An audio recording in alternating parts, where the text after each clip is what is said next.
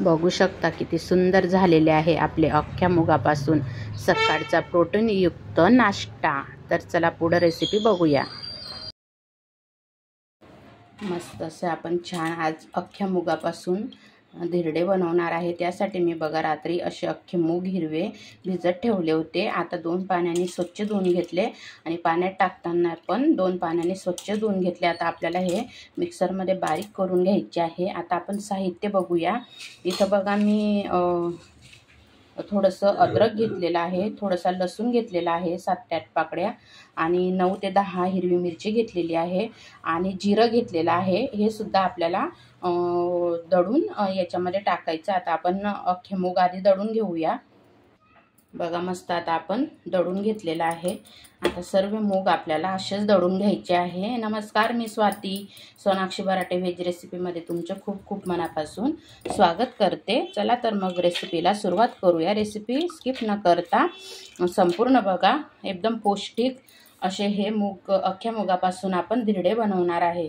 आता बघा आपण हा मसाला दळून घेणार आहे। जिरं, लसूण, अद्रक आणि हिरवी मिरची हे पण छान असं दळून घेणार आहे आपण मिक्सर।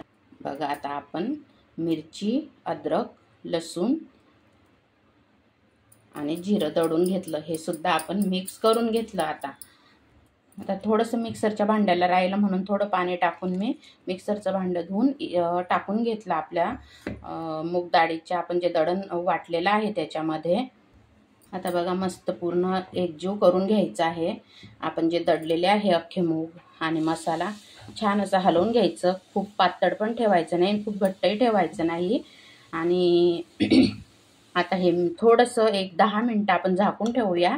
आता हिच्यामध्ये आपण चवीनुसार मीठ घालणार आहे आणि तोपर्यंत आपण कांदा टोमॅटो कट करून घेणार आहे। तुम्हाला जर कांदा टोमॅटो स्किप करायचं तर तुम्ही करू शकता।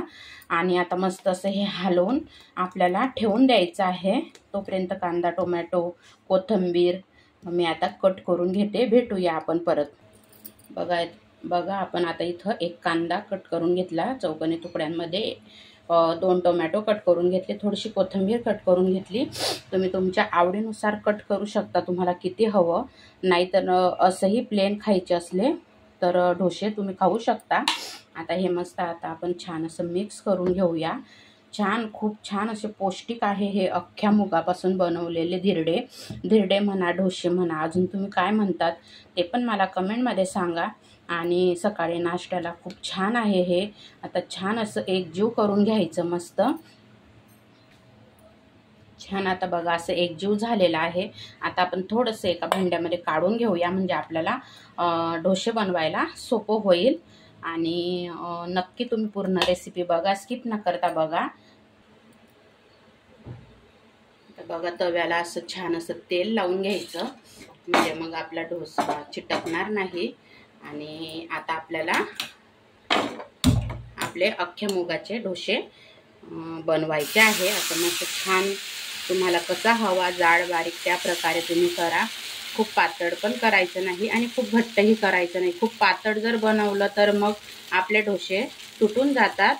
आणि मस्त छान असे बघा खूप सुंदर असं आता याला छान आपण होऊ देऊया। एक बाजू छान मस्त होऊ द्यायची, मगच त्याला परतवायचा म्हणजे तुटत वगैरे काही नाही। आणि मस्त बघा आपल्या अख्ख्या मुगाचा डोसा आपलं टाकून झालेला आहे। तुम्ही बघू शकता डोसा किती छान असा मस्त फुगून आलेला आहे। तरी आपण सोडा वगैरे काही वापरला नाही।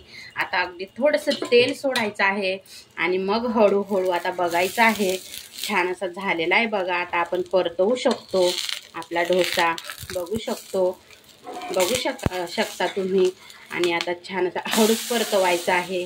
किती सुंदर दिसतो आहे ना, खूप सुंदर। मग नक्की तुम्ही पण ट्राय करा। नाश्त्यासाठी अतिशय पौष्टिक आहे, मुलांना पण द्या। आणि रेसिपी जर माझी आवडली तर लाईक शेअर सबस्क्राईब करायला मात्र विसरू नका। मला कमेंटमध्ये सांगा अख्ख्या मुगापासून बनवलेला डोसा तुम्हाला कसा वाटला। आपला डोसा बघा तयार झालेला आहे। किती सुंदर मस्त खरपूस छान भाजला गेलेला आहे आणि खायला तर अप्रतिम चवीचा लागतो। आता आपण दुसरा बनवून घेऊया। तर बघा आपण लगेच दुसरा डोसा टाकून घेत आहे. छान तवा तपू द्यायचा म्हणजे चिटकत नाही मग. आणि मस्त टोमॅटो, कांदा, कोथिंबीर, अद्रक, लसूण, हिरवी मिरची, जिरं याच्यामुळे खूप छान अशी टेस्ट येते. आणि मी थोडे मोठेच बनवते आहे. तुम्हाला जर छोटे बनवायचे तर तुम्ही छोटे बनवू शकता. आपल्या आवडीनुसार आपण बनवू शकतो. खूप सुंदर बघा आपला दुसरा डोसा सुद्धा तयार होत आहे. जर तुम्हाला माझी रेसिपी खरोखर आवडत असेल तर लाईक करायला मात्र विसरू नका. बघू शकता तयार झालेला आहे आपला डोसा. तुम्हाला मी थोडासा तोडून पण दाखवते. किती मऊ मस्त छान झालेला आहे. तर मग नक्की ट्राय करा. आणि तुम्हाला जर दह्यासोबत खायचं दह्यासोबत खाऊ शकता किंवा मुलांना टोमॅटो केचप आवडतं, टोमॅटो केचप सोबत सुद्धा खाऊ शकता किंवा शेजवान चटणी सोबत खाऊ शकता. आणि खूप सुंदर झालेला आहे. जर रेसिपी आवडली तर नक्की सांगा. श्री स्वामी समर्थ.